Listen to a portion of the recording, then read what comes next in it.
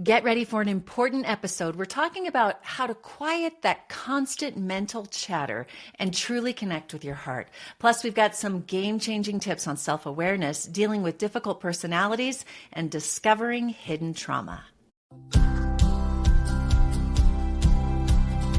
As we continue to transition seasons and discuss the importance of quality supplements, I wanted to share a special offer from my favorite supplement company, Seeking Health.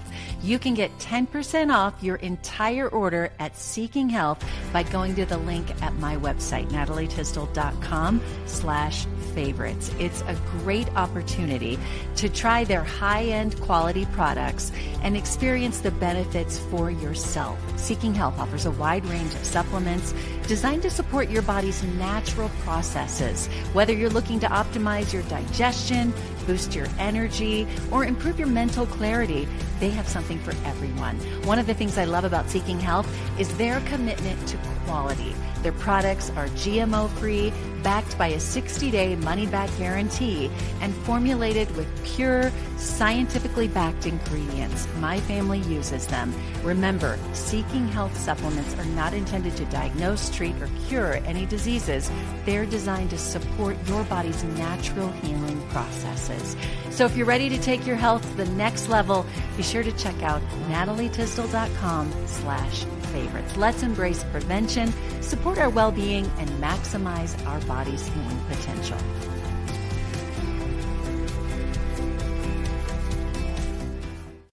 Hey friends, it's Natalie here. Welcome back to the podcast. Today we're diving into part 2 of my conversation with Candice Thomas. And if you missed last week, I suggest that you go back and you take a listen to that before you start today. We're talking about self-compassion, self-awareness, and how all of that plays into better relationships.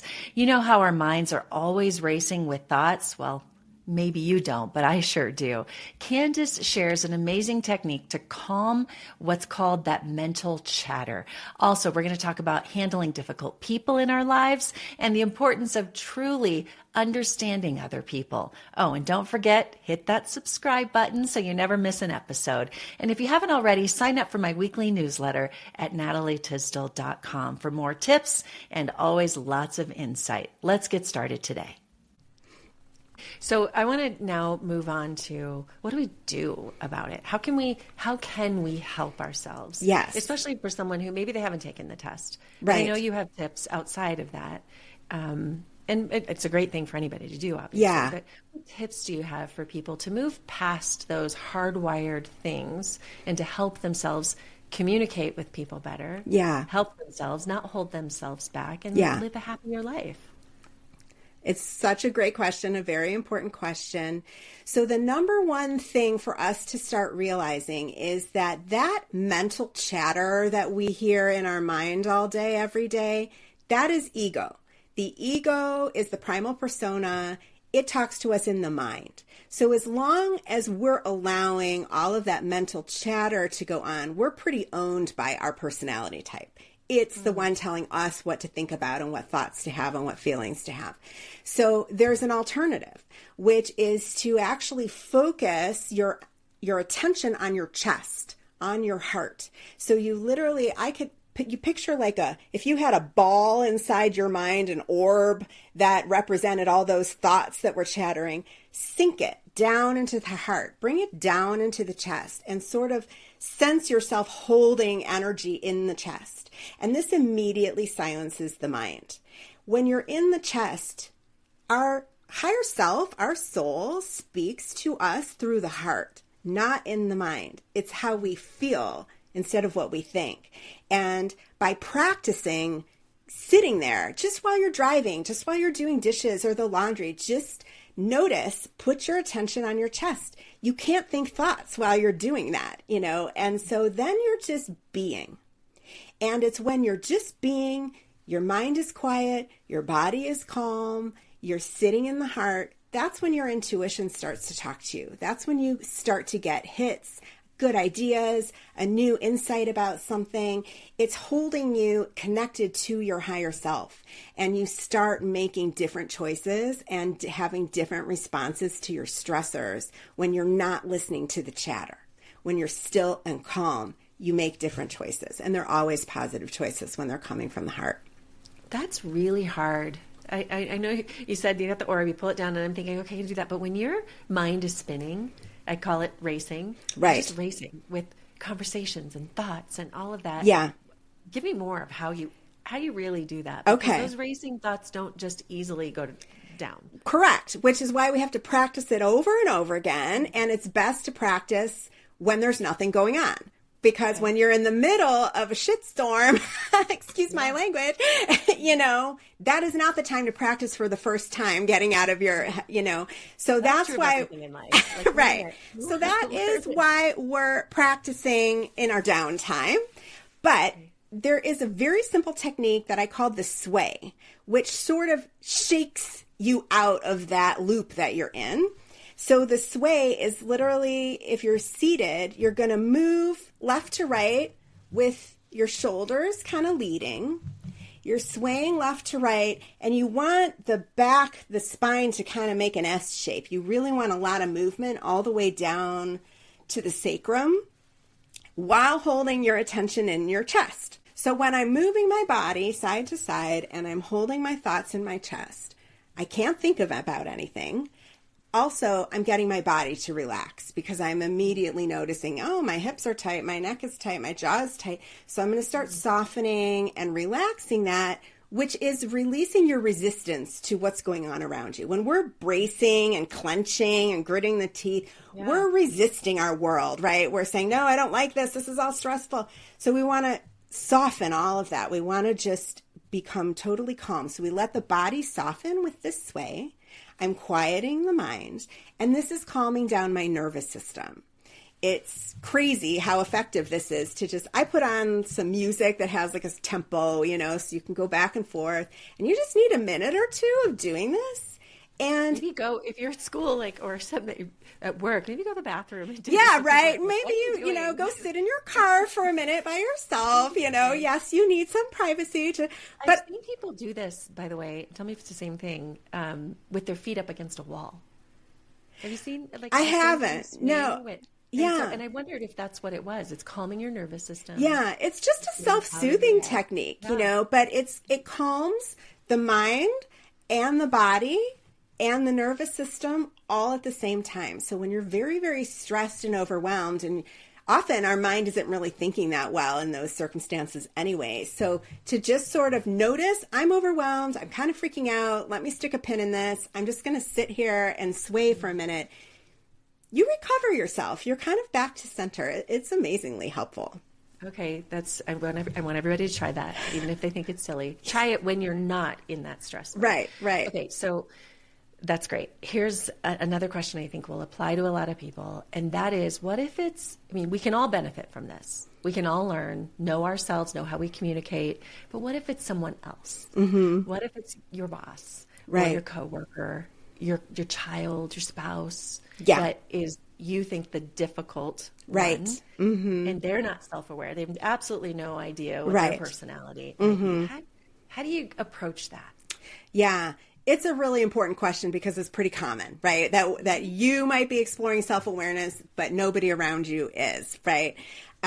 So this comes down to acceptance and love, that everybody is on a journey. Without knowing personality types, you kind of assume everybody knows what being a good person is, or everybody knows the right way to do this. And you don't really realize, oh, it's just me. These are just my beliefs. And actually other people are wired totally different than me, and they don't hold the same values, and they wouldn't agree that this is how you should behave, right?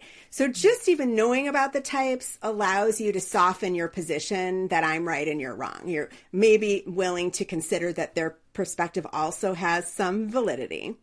But let's be honest, some people really act out a lot. So, but if you're sitting in your heart, you're not having mental chatter about how you're right and they're wrong, and you're good and they're bad. You are just observing the situation instead of buying into this opposing positions. You can start asking more questions instead of just telling somebody you're doing it wrong and you should be doing it this way. you can start to say, now, why do you think about it like that? Where, my perspective is this, but you seem to have this belief. Tell me more about that. And when you're not coming from a place of judgment, when it's more like you're allowed to be who you are and maybe you have a perspective I haven't considered, that's lowering the tension in the room, right? You're not in opposition to each other anymore. You're presenting the willingness to hear their perspective. You're going to get a way more productive conversation that way, that even if you don't share beliefs at the end, there still has not been an argument, and then there might be room for negotiation where you say, okay, I hear you. You think chores are bad and wrong. I think that they're the most important part in life. Can we coexist? Would you be willing to do this chore before we leave at 2:00? Because I really like to come home to a clean house. Instead of, you're such a jerk. How come you never? Why do you always? Instead of coming in with an attack, you're more saying, I understand your perspective might also have some validity, and perhaps there's a way we could make this work together. Yeah, that's so good. One of the best pieces of advice, it goes along these lines that I remember receiving, I've probably mentioned it over the years, is to really aim to understand versus to be understood. Yes. Like to really try to understand the person, hear them out all the way until they're not talking anymore. Yeah. Then your perspective, it might change, but then hopefully they'll see you did that and want to do the same. Yeah, it's really true because as we were talking about before, most people are not self-aware at all. And they might be in the middle of taking a position and asserting without really ever examining, why do I believe this? Is this really my truth? Like, I'm just sure that I need to have all the control right now, but actually maybe that's not true, and so by somebody asking me about, well, why do you feel that way? And why are you saying that? I might realize I don't actually know why I'm. I guess it's because of that thing that happened when I was 6. And so you actually are maybe helping them have some self-awareness that they were lacking just by asking them, why do you hold the position that you do?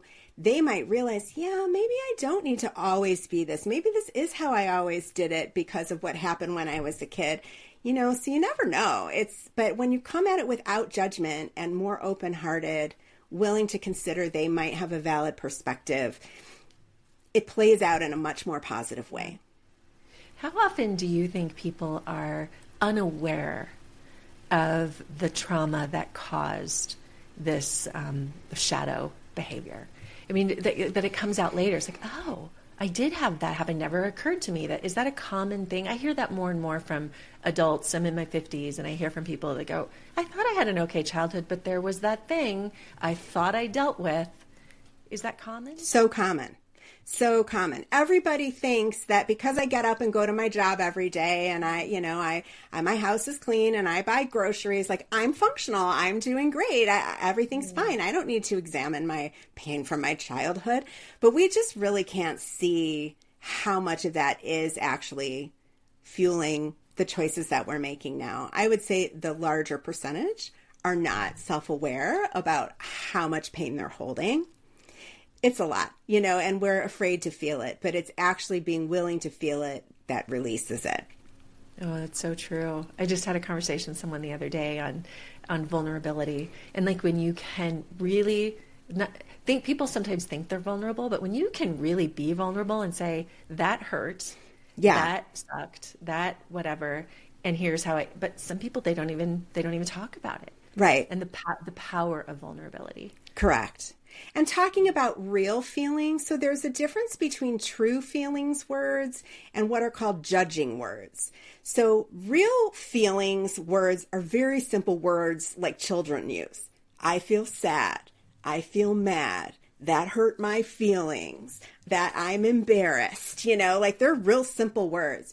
But judging words are versions of that, but have some kind of accusation built in that make me feel safer. So, for example, if I said, I felt so embarrassed versus I felt so humiliated. Humiliated, I'm telling you, you did something to me that was bad, right? You attacked me and now I'm humiliated.